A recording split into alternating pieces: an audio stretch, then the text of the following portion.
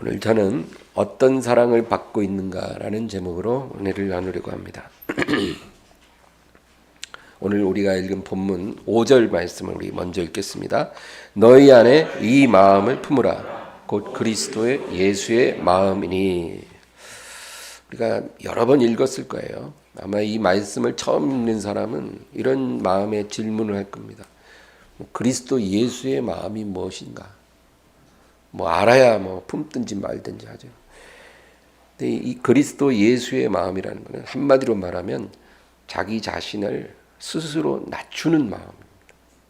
스스로 낮추는 마음. 그것이 예수의 마음입니다. 누가 우리에게 낮아지라고 요구를 해서 낮아지는 게 아니에요. 누가 억지로 우리를 낮춰서 낮아지는 게 아닙니다. 여러분, 낮아지는 것은 사람의 본성에 맞지 않습니다. 사람은 높아지려고 하고 더 많이 갖고 싶어요. 그런데 예수의 마음은 자기를 스스로 낮추고 자기가 갖고 있는 것을 내려놓는 마음. 그러니까 우리의 본성을 거스르는 마음이죠. 그래서 하나님께서 이 마음을 너희 안에 가지라는 거예요. 이게 쉬운 것 같으면, 우리 본성을 따라가는 것 같으면 하나님이 우리에게 명령할 필요가 없어요. 그래서 여러분, 성경은 창세기부터 계시록까지 아무리 읽어봐도 너 자신을 사랑하라 이런 말씀 한 적이 없어요, 하나님. 왜냐하면 그런 말 안 하셔도 우리는 우리 자신을 너무 사랑해서 문제거든요. 그래서 하나님께서 뭐라 그러냐면 네 자신을 사랑하는 것 같이 내 이웃도 사랑하라, 그렇게 말씀하십니다. 그래서 우리가 가져야 될 마음은 예수의 마음이다. 근데 스스로를 낮추는 이 마음은 몇 가지 단계로 진행이 된다는 거예요. 오늘 본문을 이제 더 보겠습니다. 6절입니다. 그는 근본 하나님의 본체시나 하나님과 동등됨을 취할 것으로 여기지 아니하시고, 예수는 아버지와 동등하셨다는 거예요. 태초부터 아버지와 함께 계셨습니다. 그런데 하나님 아버지와 동등됨을 취하지 아니하셨다는 거예요. 그 위치를 스스로 버리시고 떠나셨다, 그겁니다. 여러분, 권력을 갖고 있는 사람이 권력을 스스로 내려놓는 건 어렵다 그래요. 그래서 대부분 권력자들은 스스로 내려놓는 게 아니라 억지로 내려지는 겁니다. 선거에서 패배하면 내려와야 돼요. 또 높은 자리에 있다가도 임기가 끝나면 계속 있고 싶어도 내려와야 되죠. 그런데 권력을 가진 사람이 스스로 그거를 내려놓는다는 거예요. 재물을 갖고 있는 사람이 누가 그것을 빼앗아 가지 않는데 스스로 그것을 내려놓는 것. 그것이 바로 예수의 마음이라는 거죠. 7절 읽겠습니다. 오히려 자기를 비워 종의 형체를 가지사 사람들과 같이 되셨고, 자기를 비웠다는 거예요. 비운다는 거예요. 그래서 종의 형체를 가지사 사람들과 같이 되셨더라. 예수님은 자기가 갖고 있는 모든 영광을 스스로 비워버리시고, 그리고 종의 형체를 가지사 사람이 되셨다는 거예요. 여러분, 하나님이 사람이 되었다는 것은 주인이 스스로 종이 된 것과 같다는 거예요. 사람은요, 하나님과의 관계에서 종의 입장입니다. 하나님께서 사람을 창조하실 때 하나님이 정한 그 한계 속에 머물라고 하셨어요. 그래서 아담을 지으시고 하나님이 창설한 동산에 아담을 두신 거예요. 동산 안에 거하라는 거죠. 거기를 벗어나려고 하지 마라. 동산 안에서만 살아라. 그리고 하나님의 명령과 규칙을 지키라는 거죠. 그게 뭐예요? 모든 과일을 자유롭게 먹되 중앙에 있는 나무의 실과는 먹지 마라. 그게 하나님의 규칙이죠. 그러니까 하나님이 정한 한계 속에 머물고 하나님이 정한 규칙을 지키면서 하나님을 섬기라는 거예요. 그렇게 지음받은 것이 사람입니다. 그러니까 사람은 하나님과의 관계에서는 종이고 을이에요. 우리가 성경을 통해 이것을 깨닫고 받아들여야 돼요.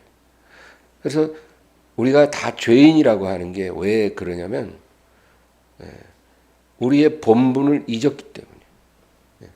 하나님의 종으로 하나님이 정한 한계 속에 살고 하나님의 규칙을 지키며 하나님을 섬겨야 되는데 그거를 망각해버리는 거예요. 내가 종이라는 것을 잊은 거예요. 하나님을 잊은 거예요. 그리고 내가 주인 행세를 하는 거예요. 이게 바로 죄의 본질이에요. 그러니까 우리가 하나님을 알기 전에 예수를 믿기 전에 죄된 삶을 살았다는 게 바로 그런 거예요. 내가 주인 행세를 하고 산 거거든요. 뭐 아무리 양심적으로 살고 뭐 이웃에게 도움도 베풀고 착하게 살았다 하더라도 근본적으로 우리의 본분을 잊고 살았기 때문에 하나님 앞에 죄된 삶인 거죠. 근데 오늘 7절 말씀에 뭐라 그래요?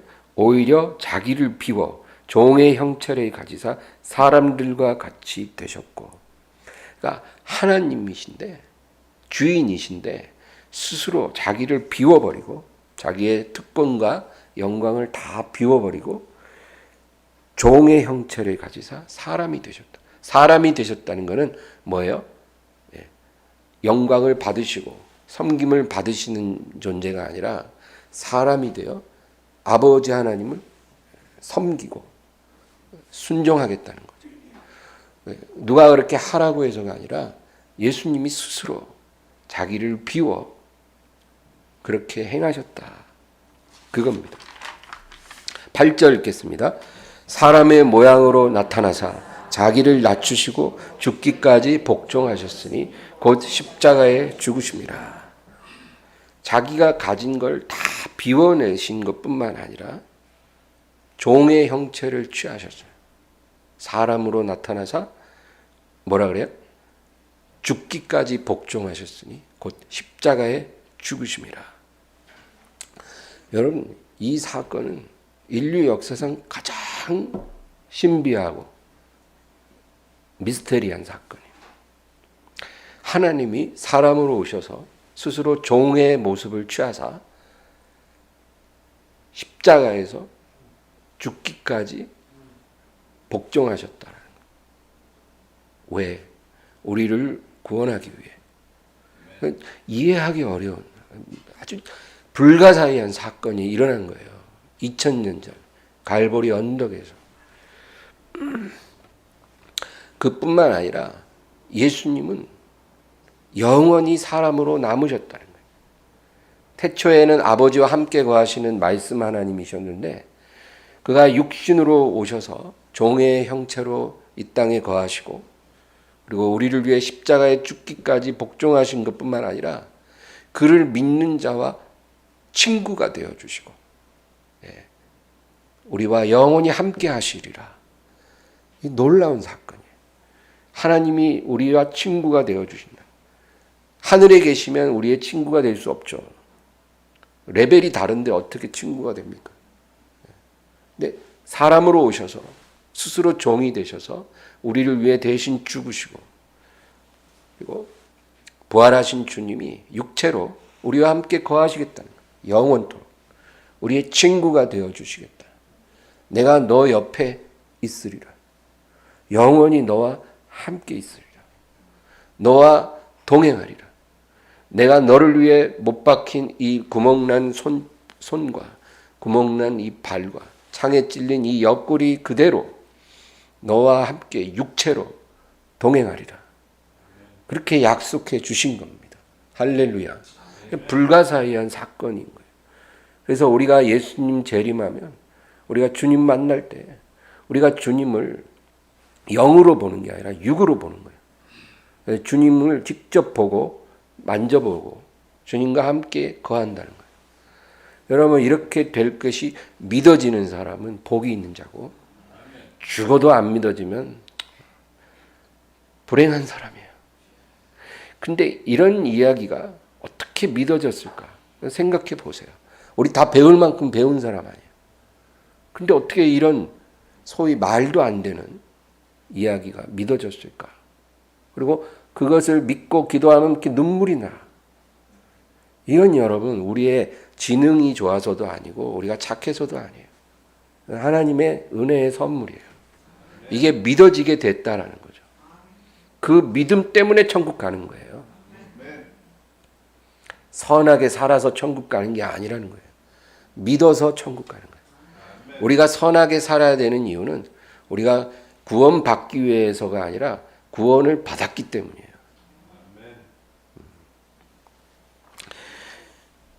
그래서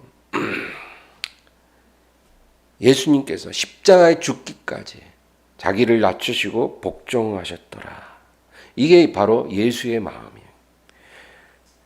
예수님이 하루는 이제 그 제자 중에 야고보와 요한의 어머니가 있어요. 이 형제 어머니가 예수님을 이렇게 찾아와서 부탁합니다. 주여, 이제 주님이 나라를 얻으시면 제 두 아들을 주님 좌우에 좀 앉혀주세요. 부탁합니다.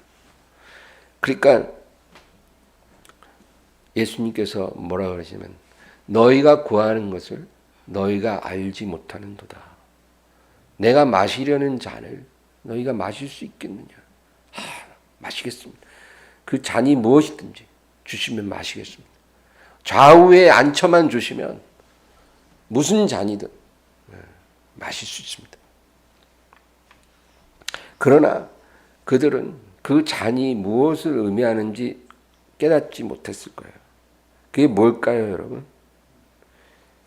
자기가 가진 것 다 비우고 자기를 낮추고 종의 형체를 취하고 그리고 죽기까지 복종하는 걸 말해요. 그게 바로 예수님이 마실 잔이에요. 그러니까 너희가 정말로 내 나라에서 내 좌우에 있기를 원하면 너희가 나의 잔을 마실 수 있어야 된다는 거예요. 자기 자신을 다 비우는 그 쉬운 게 아니잖아요, 여러분. 누가 빼앗으면 괜찮아요. 근데 스스로가 다 비워내는 거예요. 그리고 자기를 낮추고 스스로 그리고 죽기까지 복종하는 거예요. 우리가 이 마음을 갖고 살면 바로 예수의 마음을 갖고 사는 거예요. 그러면 주님께서 그에 합당한 보상을 해 주시겠다는 거죠. 사람들은 자기가 할 거는 별로 중요하게 생각하지 않고 받고 싶어 합니다. 뭔가 계속 달라고만 해요. 그것은 정말 어린아이 같은 믿음이죠. 처음에는 그렇게 시작을 했을지라도 우리가 계속 그 상태에 머물면 안 돼요. 우리가 주님이 부르시는 데까지 계속 나아가야 돼요. 하나님의 축복은 항상 조건적이에요. 하나님이 우리를 택하시고 구원하신 것은 온전한 은혜지만 왜? 아무도 자랑하지 못하게 하려고. 그러나 하나님이 우리에게 약속한 다른 모든 축복들은 조건적이에요. 우리가 하나님의 뜻대로 행하면 하나님이 그렇게 해주시겠다. 그런데 사람들은 뭔가를 해야 하는 부분에서는 귀를 닫아버리려고 그러고 뭔가를 받는 거에 대해서 굉장히 간절합니다. 그러니까 하나님께서 우리가 구하는 대로 잘 안 주시는 거예요. 예수를 닮기 원합니다. 예수를 따르기 원합니다. 우리가 이런 고백을 이제 쉽게 합니다. 그러나 이 의미가 무엇을 말하는지 우리가 잘 모른다는 거예요. 사람들은 교회에 모여 성경 공부를 하는 것을 제자훈련 받는다고 생각을 합니다. 그러나 여러분 성경 공부하는 거는요 제자훈련이 아니에요. 그것은 그냥 오리엔테이션이에요. 너희가 앞으로 어떻게 해야 한다는 것에 대한 그냥 이론적인 개요를 설명해 주는 거예요. 대학에 입학하면 오리엔테이션 하잖아요. 그럼 여러분이 이제 앞으로 입학식을 하고 졸업할 때까지 이 학교에서 이런 식으로 행해야 합니다. 이런 식으로 공부해야 합니다. 이런 것을 알려주는 게 오리엔테이션이거든요. 여러분, 우리가 성경을 공부하는 것은 오리엔테이션이에요. 어떻게 살아야 하는지를 배우는 거죠. 그러고 나서 진짜 수업은 우리 삶의 현장에서 시작되는 거예요. 우리가 제자훈련을 받는 곳은 교회가 아니고 우리의 일터예요. 우리가 머무는 곳이에요. 일주일의 대부분의 시간을 우리가 머무는 그 일터 또는 우리의 가정이에요. 거기가 제자훈련의 현장이에요. 거기서 어떻게 해야 돼요? 예수님처럼 예수님을 닮는 거죠. 예수님을 따르는 거예요. 그게 뭐예요? 비우고 낮추고 복종하는 거예요. 누구에게? 하나님 앞에서. 그게 제자훈련의 핵심이에요. 세 가지만 기억하면 돼요. 비우고 낮추고 복종하라. 이게 예수님의 마음이고 예수님의 삶이었어요. 스스로 그렇게 하라는 거예요. 누가 너희를 억지로 막 비워내면 그건 비움이 아니죠. 억지로 낮추는 건 낮아짐이 아니에요. 억지로 복종시키는 건 복종이 아니에요. 스스로 해야만 한다는 거예요. 스스로 비우고 스스로 낮추고 스스로 하나님 앞에 죽기까지 복종할 수 있어야 돼요. 이 길을 우리 스스로가 선택해야 되는 거예요. 이거는 누가 억지로 시키는 게 아니고 내가 그렇게 선택을 하고 결심을 해야 하는 거예요. 우리가 그래서 그 길을 걸어가면 그 다음에 하나님의 약속이 이루어지는 거예요. 근데 이 길을 걸으려고 하지 않으면서 아유 하나님 돈 없어 죽겠어요. 돈 좀 주세요. 뭐 이런 식으로 하나님을 찾는 거는 그는 정말로 하나님이 우리에게 원하시는 그 계획에 발도 들여놓지 않는 믿음이에요. 아파 죽겠어요. 빨리 고쳐주세요. 좀 그래야 교회 나가든지 말든지 하지. 이런 식으로 하나님께 구하는 거는 하나님이 원하는 모습이 아니라는 거예요. 내가 지금 돈이 너무 없어요. 경제적으로 너무 힘들어요. 몸도 너무 아파요. 모든 상황이 너무 힘들어요. 그때 하나님, 내가 예수님 닮기를 원합니다. 나를 비우고 낮추고 복종하게 하옵소서. 우리가 이렇게 기도하면서 내가 내 삶 속에 그것을 실행하기 시작하면 그 다음부터 하나님이 우리의 아픈 몸도 회복시켜 주시고 경제적인 것도 회복시켜 주시고 우리의 주변의 어려움도 하나씩 하나씩 해결되게 해주신 거예요. 그 순서를 따라야 해요. 오늘날 우리나라에서 기독교가 엄청 욕을 먹어요. 기독교가 제일 욕먹는 종교예요. 사회에 무슨 리서치를 하면 기독교, 개신교가 제일 신뢰도가 최하예요. 왜 그럴까요? 왜 세상 사람들이 이렇게 기독교를 미워할까요? 우리가 복음을 전하기 때문이 아니라 복음대로 살지 않기 때문에 그런 거예요. 복음을 전함으로 도를 맞는 것은 영광스러운 일이지만 우리가 복음대로 안 살기 때문에 세상이 우리를 욕하고 손가락질하고 있다는 거예요. 그래서 지금 우리가 당하는 이 욕은 하나님이 기뻐하는 것이 아니에요.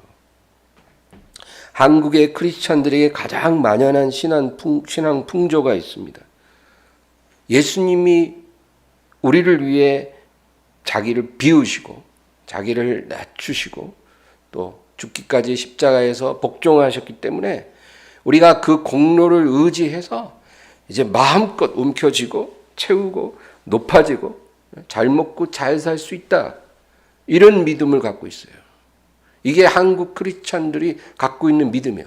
예수님이 이미 고난 다 받으셨고 우리를 위해 죽어주셨기 때문에 우리가 예수 안에서 모든 것을 누리면 된다는 거예요.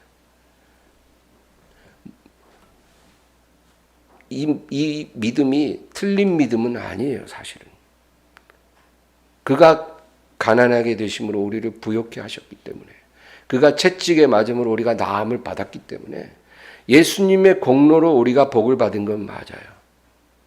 그러나 우리 믿음이 거기서 딱 끝나면 아주 천박한 믿음이 된다는 거예요. 예수님 베드로에게 나를 따르라. 네가 지금은 나를 따라올 수 없으나 나중에는 따라올 수 있으리라.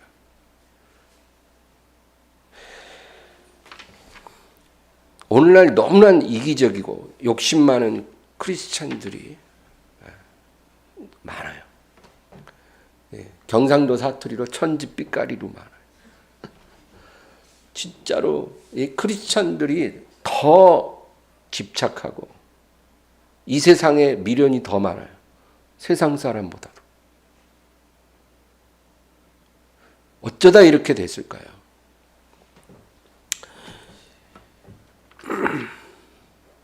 하루는 예수님이 이제 식사를 하신 후에 수건을 허리에 두르시고 그다음 대야에 물을 떠서는 제자들을 앉히시고 그 앞에서 발을 씻겨 주시는 거예요.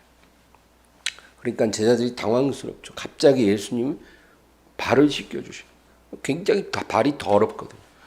그러니까 베드로가 주님 왜 내 발을 씻기시려 합니까? 그러지 마옵소서.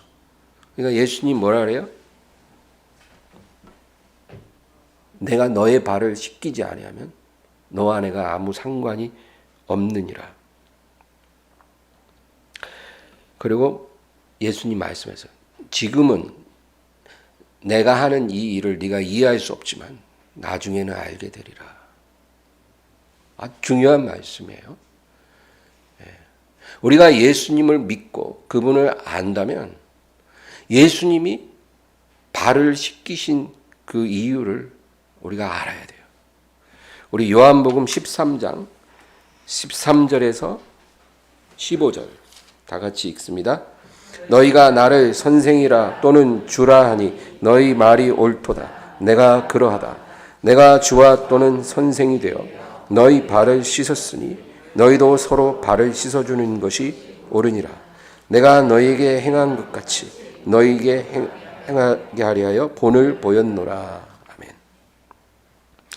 내가 너희에게 행한 것 같이 주와 선생이 되어 너희에게 행한 것 같이 너희도 행하게 하려 하여 본을 보이셨다. 그겁니다. 위로 올라가서 섬김을 받으려고 하지 말라는 거예요. 오히려 아래로 내려와서 섬기는 자가 되라는 거예요. 이게 예수님을 아는 사람의 삶이에요. 우리는 주님 앞에 주님 저를 좀 높여주세요. 위로 좀 올라가게 해주세요. 섬김을 받을 수 있도록 도와주세요. 우리는 이렇게 기도하는데 그러나 우리가 주님을 정말 안다면 주님 말씀대로 우리가 살아야 하는 거예요. 섬기는 자가 되라. 누가복음 22장 27절입니다.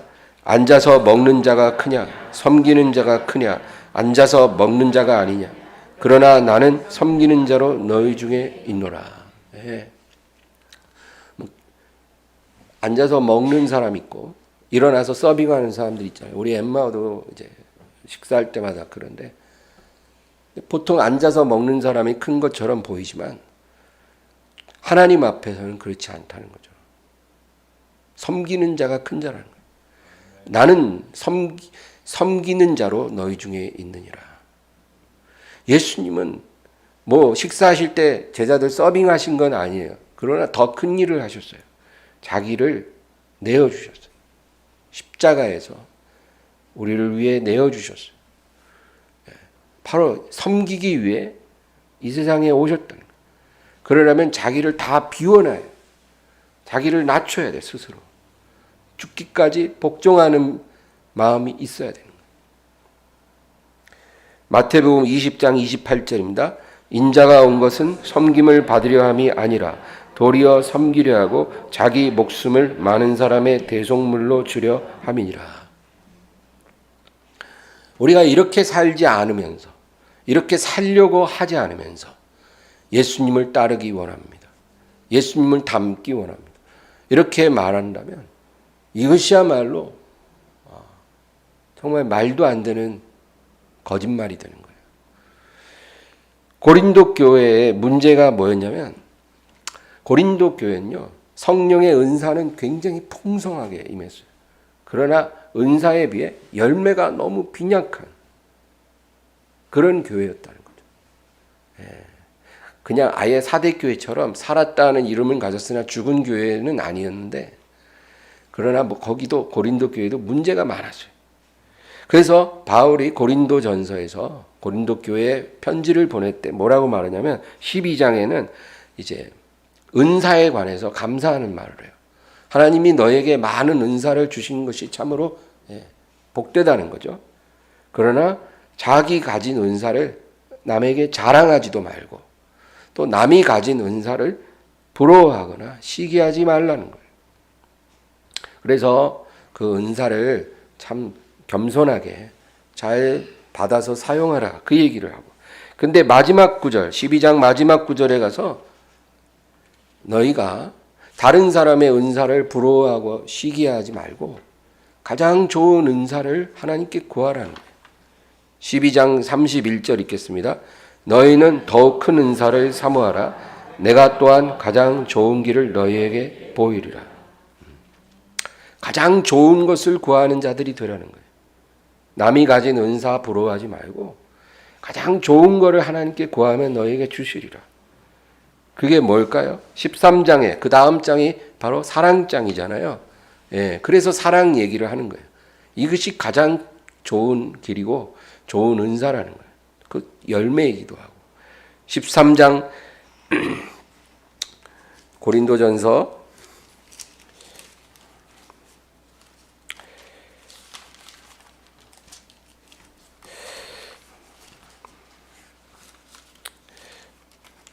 제가 좀 시간이 걸리네요. 13장 4절에서 7절까지 읽겠습니다.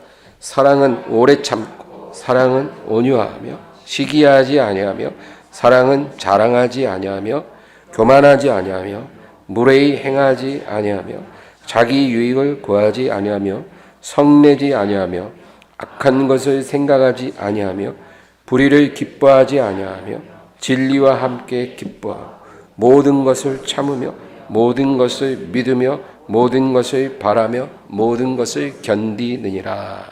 아멘. 이게 사랑이라는 거예요. 어떤 남녀의 그런 사랑이 아니에요.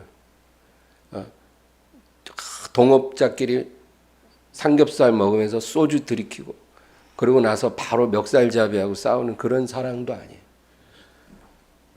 예수님의 사랑이에요. 바로 이런 사랑을 너희가 하나님께 구하라는 거예요. 근데 이 사랑이요. 바로 빌립보서 2장 5절에서 8절. 우리가 아까 읽은 그리스도 예수의 마음과 일맥상통한다는 거예요. 자기를 비워야 돼요. 사랑을 하려면 자기가 비워져야만 이런 사랑이 돼요. 오래 참고, 그렇죠? 온유하고, 이런 것들이 가능해지는 거예요. 자기를 비우고, 자기를 낮추고, 죽기까지 복종할 수 있어야 이런 사랑을 우리가 가질 수가 있는 거죠. 여러분, 우리는 이런 사랑을 온전히 갖고 있다고 말하기는 어렵지만 우리가 가져야 될 사랑이 이런 사랑이라는 것을 알고는 있어야 돼요. 요즘에 서울 장위동에 어떤 교회가 하나 있는데 이 교회는요, 원래 이 교회 건물이 감정가가 80억이래요. 그래서 재개발을 할 때 이 감정가로 보상을 받아야 되는데 알박기라는 걸 해서 500억을 받아냈는데 그 500억을 받는 것도 부족해서 계속 버틴다는 거예요. 근데 그 교회 이름이 사랑제일교회예요. 너무나 이름을 잘 지었어요. 그러니까 예수님의 사랑과 너희가 알고 있는 사랑이 이만큼 괴리가 있다는 것을 극명하게 보여주는 거예요. 우리가 예수님의 이름을 더럽히는 거예요. 예수님의 사랑을 우리가 아주 왜곡하고 있는 거예요. 사랑제일교회인데 비우지를 않아요. 낮추지를 않아요. 죽기까지 복종하지를 않아요. 이것이요, 그 교회의 문제가 아니라 한국 교회의 문제예요. 사랑합시다, 예수 닮읍시다, 말을 잘하지만 우리의 모습은 바로 이런 모습이라는 거죠. 로마서 2장 24절 읽겠습니다. 기록된 바와 같이 하나님의 이름이 너희 때문에 이방인 중에서 모독을 받는도다. 우리는 예수님 사랑을 얼마나 변질시키고 있는지 몰라요. 우리 교회가. 그래서 세상이 교회를 손가락질하고 있는 거예요. 우리가 회개해야 합니다. 우리 교회들이 변화돼야 돼요.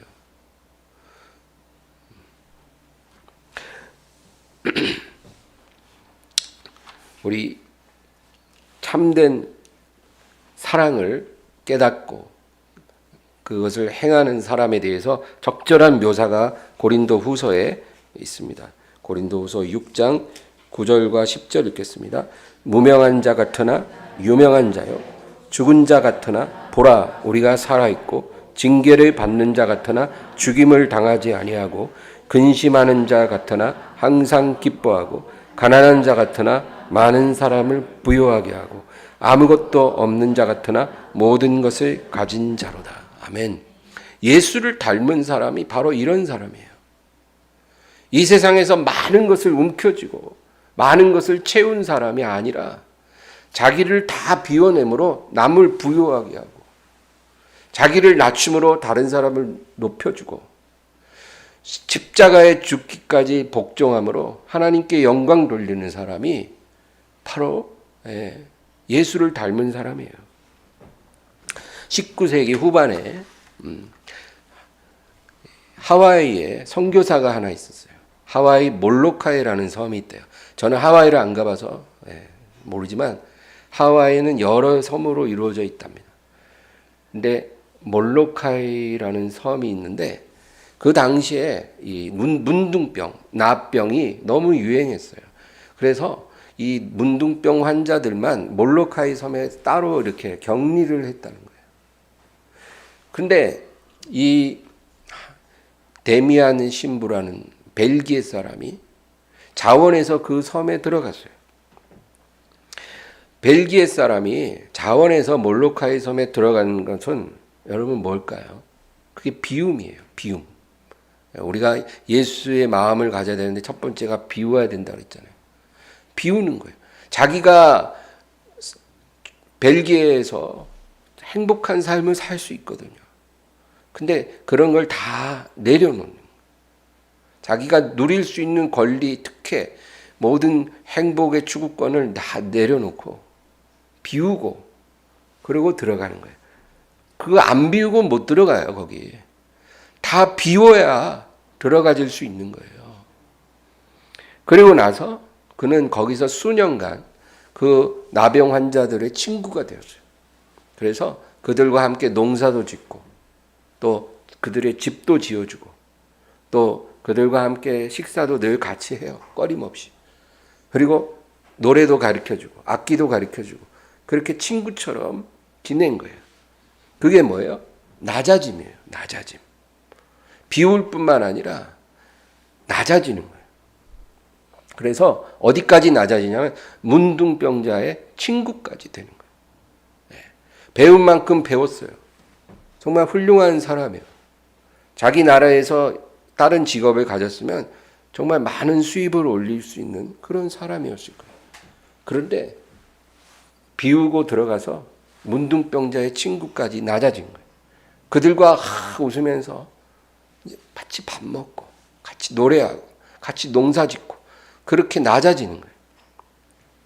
그런데 그렇게 함으로 그 환자들과 정도 많이 들었지만 그들이 마음을 완전히 예수 그리스도께 열지를 않는 거예요. 신부님은 좋아해. 그러나 예수를 영접하지는 않더라는 거예요. 그래서 마음이 너무 힘들고 슬픔이 있었어요. 그런데 어느 날 이 데미안 신부의 몸에 문둥병이 생긴 거예요. 그래서 자기도 당황했다는 거예요. 어떻게 나도 걸렸구나.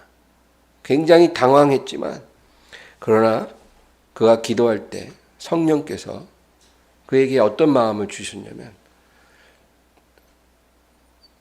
죽는 자리까지 복종할 수 있겠니?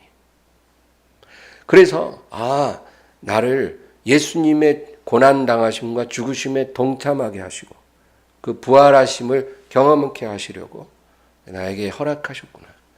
깨닫는 거예요. 그래서 그는 고국으로 돌아가서 치료받을 수 있지만 그걸 거부하고 그냥 거기서 그들과 같이 거하는 거예요. 그때부터 이 몰로카이의 나병 환자들이 예수님께 마음을 열기 시작하는 거예요. 그래서 진짜 구원의 역사가 일어나는 거예요. 그리고 그 데미안 신부는 거기 죽어서 묻혔어요. 지금도 하와이 주청사 건물 정문에는 데미안 신부의 동상이 있다 합니다.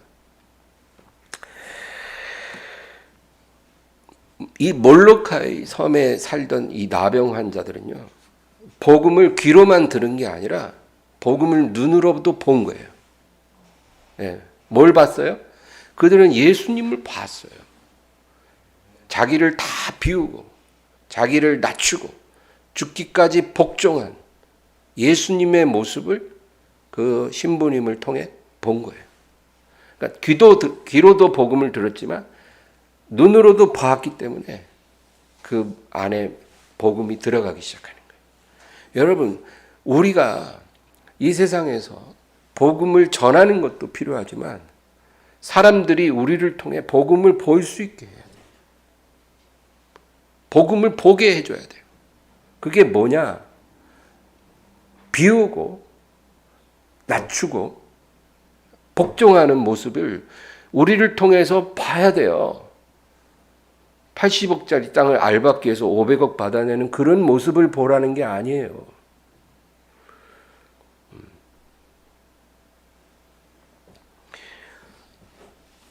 큰일이에요, 큰일. 제가 목사님들 모임에 나가면 10명 모이면 7명은 다른 생각을 갖고 있어요. 그러니 성도들은 어떻게 했어요? 오늘 본문 빌립보서 2장 9절에서 11절까지 읽겠습니다. 이러므로 하나님이 그를 지극히 높여 모든 이름 위에 뛰어난 이름을 주사 하늘에 있는 자들과 땅에 있는 자들과 땅 아래에 있는 자들로 모든 무릎을 예수의 이름에 꿇게 하시고 모든 입으로 예수 그리스도를 주라 시인하여 하나님 아버지께 영광을 돌리게 하셨느니라. 아멘. 예수님이 자기를 비우고 낮추고 복종하시니까 하나님께서 예수를 높이셨다는 거예요. 여러분, 낮아지고 비우고 복종하는 건 내가 결정하고 선택하는 거예요. 누가 하는 게 아니에요. 내가 해야 돼요. 내가 안 하면 그냥 그대로예요. 하늘의 밀알이 땅에 떨어져 죽지 않으면 그대로 있다 그랬잖아요. 그냥 그대로 있는 거예요. 교회 50년 다녀도 그대로 있는 거예요. 하나도 안 변하고 열매도 없고. 그러나 죽으면 결실하여 30배, 60배, 100배가 된다 그랬잖아요. 그 죽는다는 게 바로 비우고 낮추고 복종하는 거예요. 말씀 앞에, 주님 앞에. 네. 그러면 하나님께서 우리를 높여요. 낮추는 건 내가 하고 높이는 건 내가 할 필요가 없어요. 하나님이 하신다는 거예요. 하나님이 하실 일은 하나님이 하는 거예요. 우리는 낮아지지는 않으면서 높이는 걸 내가 하려고 그래요. 그러니까 안 되는 거예요. 말씀대로 안 살고 있는 거예요. 내가 할 일은 낮아지는 거지 높아지는 게 아니에요. 내가 낮아지고 순종하면 하나님이 나를 높여주시는 거예요. 하나님의 방법으로, 하나님의 시간에. 이게 성경 말씀이고 믿음이에요. 복음으로 산다는 말은 바로 그런 거예요. 우리가 복음으로 삽시다 뭐 이런데 그렇게 말하는데 그 말을 이해하지 못하는 수도 있어요. 바로 그런 거예요. 나는 스스로 낮아지고 하나님이 높여주시는 거예요. 그래서 하나님이 그를 지극히 높여 모든 이름에 뛰어난 이름 주시고 모든 자들을 그 무릎에 꿇게 하시고 하늘에 있는 자, 땅에 있는 자, 땅 아래에 있는 자. 하늘에 있는 자가 누구예요? 예, 천사들이에요. 땅에 있는 자는 살아있는 사람. 땅 아래에 있는 자는 죽은 자들. 지옥에 있든지 낙원에 있든지. 죽은 자. 모든 사람들이, 모든 피조물들이, 영체들이 그 이름 앞에 무릎을 꿇게 하시고 모든 입으로 예수를 주라 시인하여 하나님께 영광을 돌리게 하셨느니라.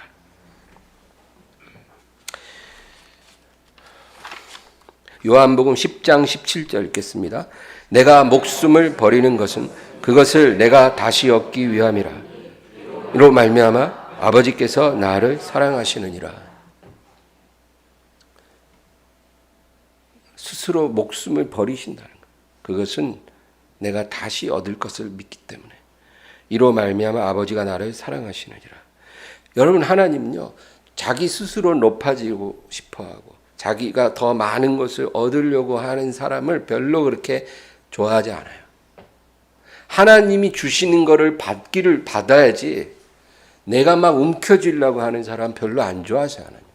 그러면 하나님이 심술이 나가지고 더 뺏어.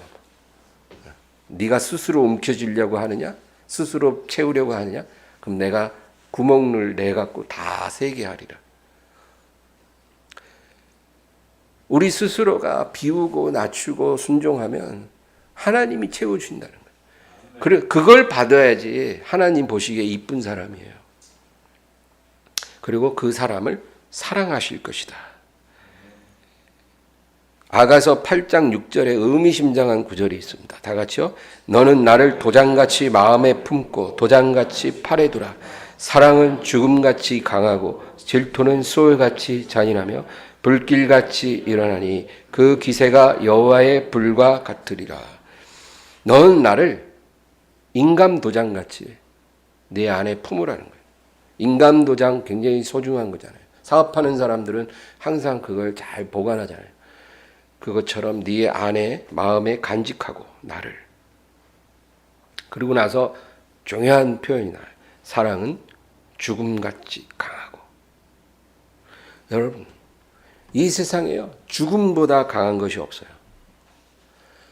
어떤 사람도 그걸 피할 수 없고 이길 수 없고 두려워하지 않는 사람이 없어요. 아무리 권력자도 죽음 앞에서는 저항할 수 없어요. 아무리 재력가도 억만장자도 죽음 앞에 그것을 저항할 수 없어요. 그래서 죽음이 이 세상에서 가장 강한 거예요. 그런데 오늘 뭐라 그래요? 사랑은 죽음같이 강하다. 사랑만이 죽음을 두려워하지 않는다는 거예요. 우리 안에 진정한 사랑이 임하면 죽음이 두렵지 않다. 그거예요. 그래서 여러분, 하나님의 진정한 자녀들은요, 죽음을 이렇게 너무 두려워하지 않는 거예요. 죽음을 그렇게 두려워하지 않기 때문에 자기 건강에 지나치게 애착을 갖거나 유난을 떨 필요가 없다는 거예요. 네. 하나님이 주신 음식 감사히 먹으세요. 그리고 적당하게 사세요. 우리의 수명은 하나님께 있지 우리가 노력한다고 연장할 수 있는 게 아닙니다. 오늘이라도 데려가면 그냥 감사히 주님 따라가면 돼요. 뭐가 필요합니까? 하나님 없이 사니까 죽음이 두려운 거예요. 하나님 사랑이 없으니까 죽음이 너무나 두려운 거예요. 그러니까 죽지 않으려고 별짓을 다 하는 거예요.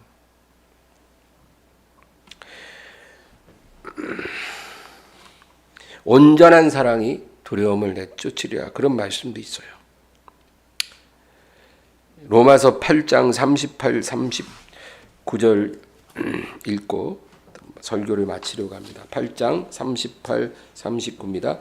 내가 확신하노니 사망이나 생명이나 천사들이나 권세자들이나 현재의 일이나 장래의 일이나 능력이나 높음이나 깊음이나 다른 어떤 피조물이라도 우리를 우리 주 그리스도 예수 안에 있는 하나님의 사랑에서 끊을 수 없으리라. 우리가 하나님으로부터 어떤 사랑을 받고 있나요? 우리 안에 어떤 사랑이 부어졌나요? 스스로에게 질문하시기 바랍니다. 사망도, 생명도, 천사도, 권력자도, 현재일도, 장래일도 끊을 수 없는 그러한 하나님의 사랑이 우리 안에 있는지 여러분 스스로에게 물어보시기 바랍니다. 어떤 것도 하나님의 사랑으로부터 우리를 분리시킬 수 없어야 해요. 하나님의 사랑이 너무 강력하게 우리에게 부어짐으로 죽음도 두렵지 않고 생명도 개의치 않고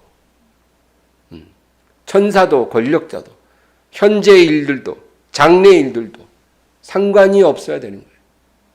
하나님의 사랑이 그만큼 강력하게 우리에게 임하고 우리를 채우기를 주의 이름으로 축원합니다.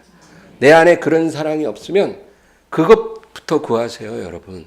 다른 거 구하지 말고 하나님 사망도 생명도 천사도 권력자도 현재일도 장래일도 환난도 핍박도 기근도 적신도 위협도 칼도 우리를 끊어낼 수 없는 그 사랑을 우리에게 부어주세요. 그 사랑으로 나에게 채워주세요. 그 사랑을 내게 주세요. 우리가 그렇게 하나님께 구하기를 주의 이름으로 축원합니다. 찬양 부르겠습니다.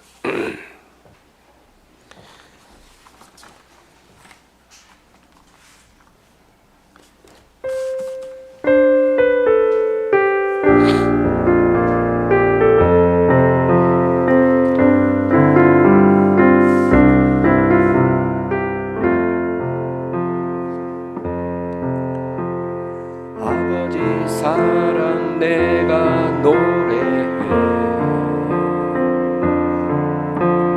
아버지 은혜 내가 노래해 그 사랑 변함없으신 거짓없으신 성실하신 그 사랑 상한 갈 때 상한 갈 때 꺾지 않으시고 꺼져가는 등불 끄지 않는 그 사랑 변함없으신 거짓없으신 성실하신 그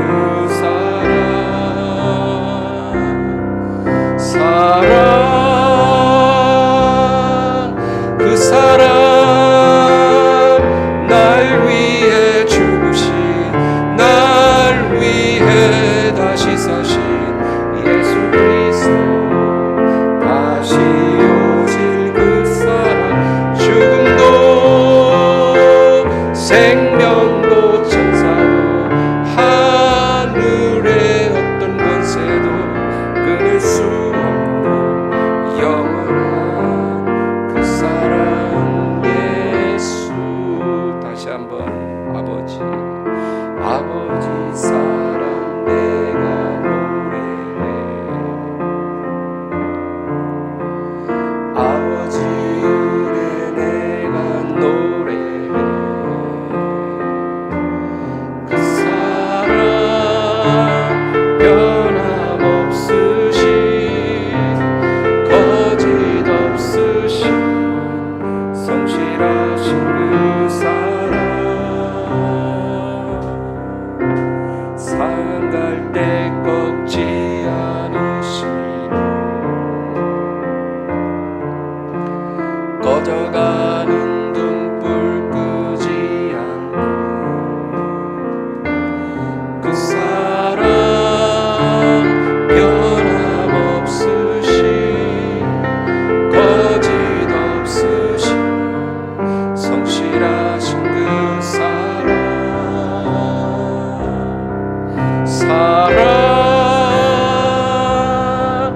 그 사랑 날 위해 죽으신 날 위해